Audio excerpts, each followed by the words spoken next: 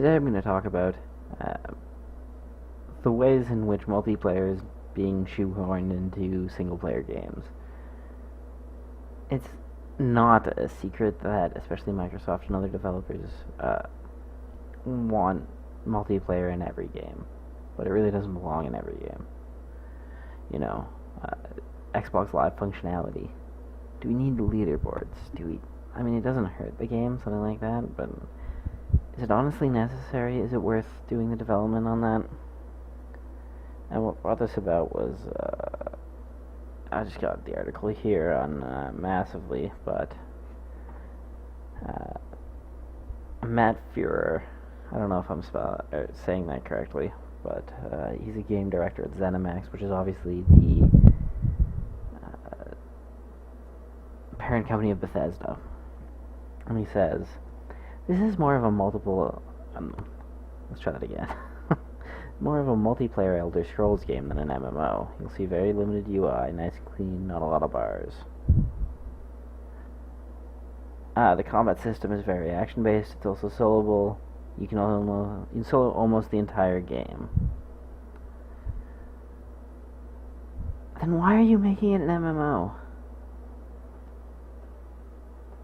I don't really understand what the point of making an always online persistent world like this is if it's a single player game. Diablo 2. Perfect example of how this multiplayer should work. You know, you join in to your friend's game and you play, the monsters get tougher, etc., etc. Why is this an MMO? Again, this is sort of what I call focus grouping, where someone says, they present their game and somebody says, oh, we need multiplayer. No, you really don't. And even if you do, it doesn't need to be an MMO.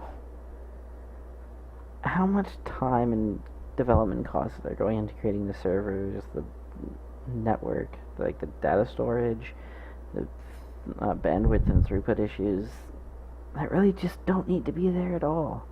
Why can't you just make a good single-player game? If you wanted to have multiplayer functionality, which I can sort of understand, you want, to show people how cool your character is, you want to play the game together. I can get that. But it doesn't need, just because it's multiplayer doesn't need for it to be an MMO.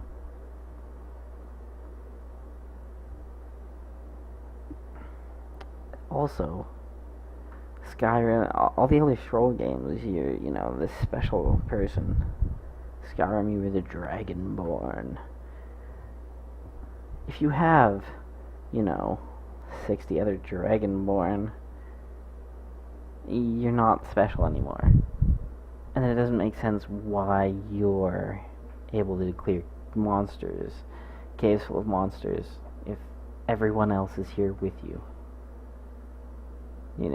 Sorry, that it doesn't. If there's other people who are as special as you, it really just takes away the in-game story reason why you should be that powerful and you can clear monsters, a cave full of monsters that everyone else is afraid of, even Fighters Guild or whatever.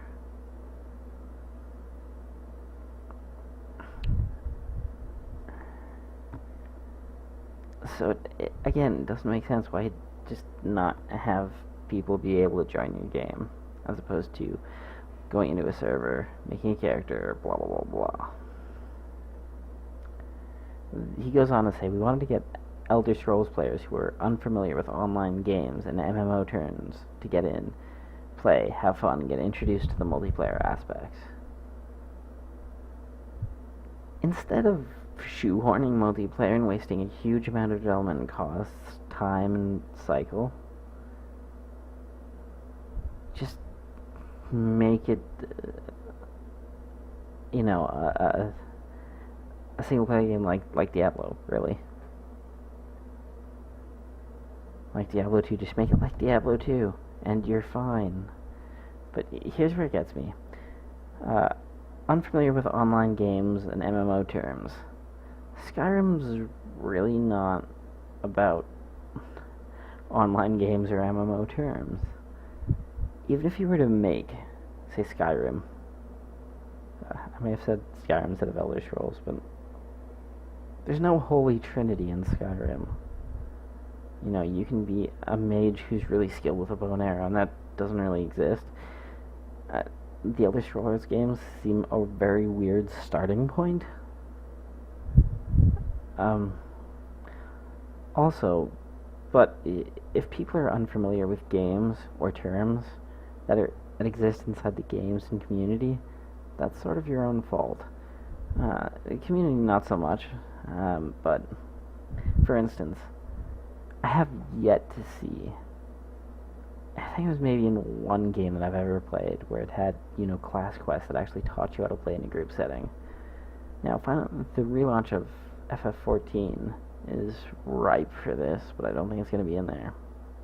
But if you're a tanking class, maybe have a class quest where you have to tank monsters instead of letting them just beat on everyone else. Or if you're a healer, have one where you have to heal the group that you're forced into of NPCs or something. If you're a damage dealer, do as much damage without taking aggro. These are concepts that really haven't been explored. Why are you making... If you're unfamiliar with games and terms, that's the games and the terms' fault. And way beside the point, the Elder Scrolls games have never been about anything MMOs have been about, aside from having a leveling structure and killing lots and lots of monsters. That's about it. So this is very weird, and it represents a trend which is very, very troubling. And that's included with another new game coming out, Marvel Heroes, which I guess is technically out by now. I stopped paying attention. Marvel Heroes is a Diablo clone, where you play as heroes from Marvel. And it's terrible. This represents another game where it doesn't need to be online. Why is this an always online? Why are you connected to a server with a bajillion other heroes, including ones that you're playing? It doesn't make any sense. Why is this not just instanced like Diablo? Beside the point, you've got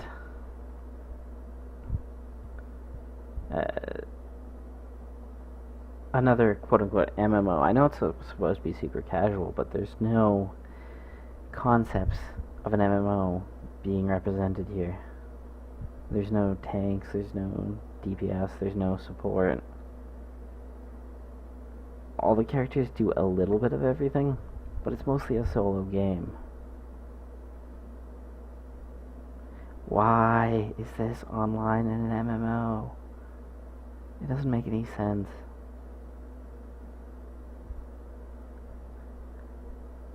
Beside the point, there's another problem shared by both the Elder Scrolls Online and Marvel Heroes, in that it never meshes up having being an online connected game where there's other people in your instances. And, for instance, you can play as Phoenix in Marvel Heroes.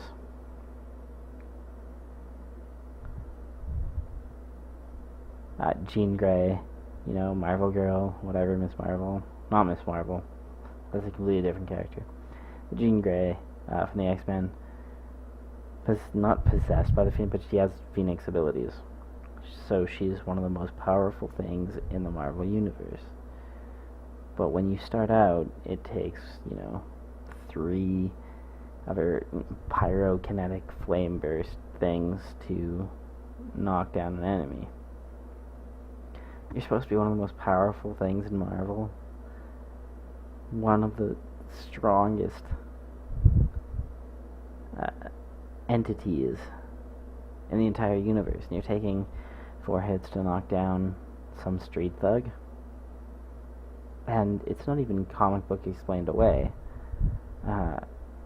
They're not enhanced in some way. They're not super villains. They're your, street thugs. But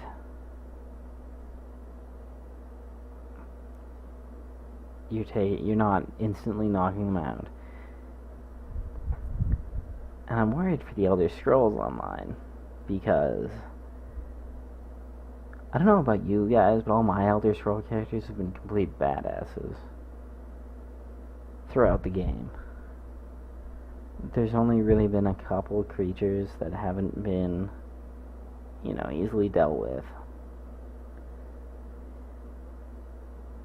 I'm worried about balancing. Are they going to take away basically everything that makes an Elder Scrolls game an Elder Scrolls game in the name of balance? And then in the name of leveling? Or is this just... It doesn't make sense to me why it's online. Again, Marvel Heroes. There's no justification for you being this weak as a hero. If Marvel Heroes had taken the X-Men Destiny route, where you could create a character, create a power set, sort of be like a Diablo clone, but more like City of Heroes or Champions Online, I think it would be a much better game. And then you can understand why, as they're trying to master their powers, etc., etc., they get stronger.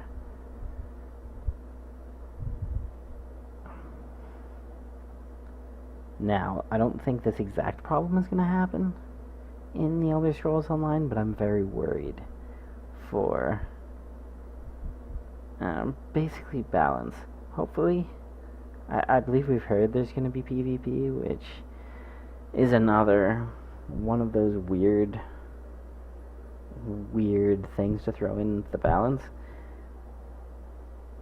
Do you balance just for PvP? Do you balance for PV, as in you have special zones where you can therefore make changes only in those zones? Or do you have other places where, the changes are game-wide, so they affect PvE stuff as well? This bothers me. It's also a problem in Marvel Heroes, because, again, that's what I call focus grouping.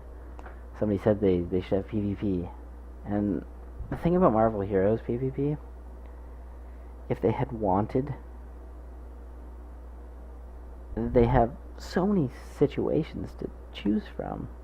Civil War, X-Men vs. Avengers, Secret Invasion, Fear Itself, to choose from, where you could sort of fit people into teams rather than taking their characters. Because the problem with trying to make everyone completely overpowered, which is the point of being a theme park MMO, with superheroes. I mean, you're superheroes. You're supposed to be complete badasses tearing everything apart. And while you eventually get to that point in Marvel Heroes, and you finally get to that point where it's like, why wasn't I playing this game from the beginning? Then you get into PvP, which is a completely different beast, because if you throw a bunch of overpowered characters at each other, all it's going to matter is who lands the first hit, and then you're dead. For instance, when I played, PvP was just a bunch of Hulks jumping around. That was it. That was one skill that allows them to jump, and I'm not sure if they're untargetable for a specific period of time, or it's just super crit when it lands. I didn't play enough to figure it out, and I don't play the Hulk. Or I didn't, rather. I'm not likely to in the future either, because I may try it like 6 months or a year down the road,